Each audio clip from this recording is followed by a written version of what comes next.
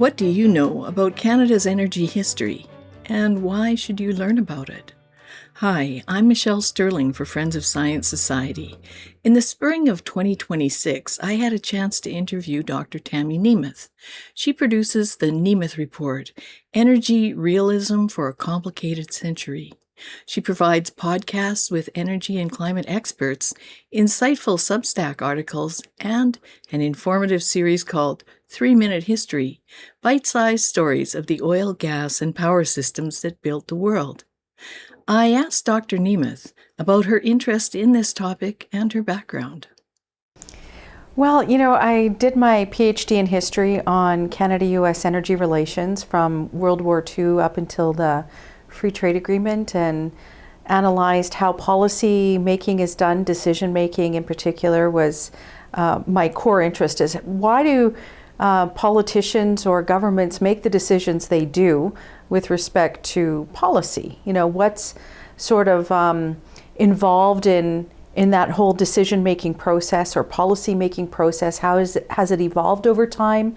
What different factors influence those decisions? When I was doing my dissertation research, I looked at the impact and influence of ideas or environmental groups, if that changed over time, which of course it did, because right after the war up until the 1970s, the environment was really not thought about too much with respect to energy and whatnot. And then you have the whole explosion really of the environmental movement in the 70s and 80s and onward, and we're experiencing that now.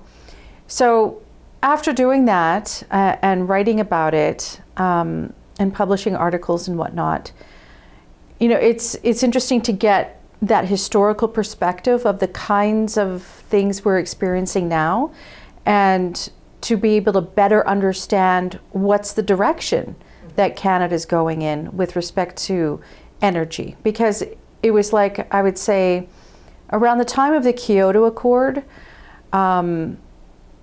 environment started taking precedence over energy security.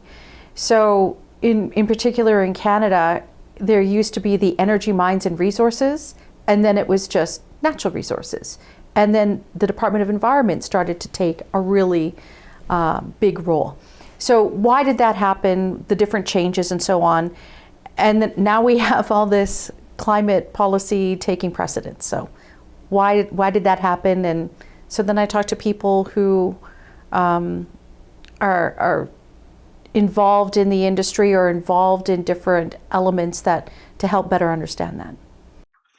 I'll have more interview clips with Dr. Nemeth on topics of interest. Her knowledge and insights are especially important as global energy markets face ongoing shocks. Watch or listen to her podcasts and read her Substack, The Nemeth Report. For Friends of Science Society, I'm Michelle Sterling.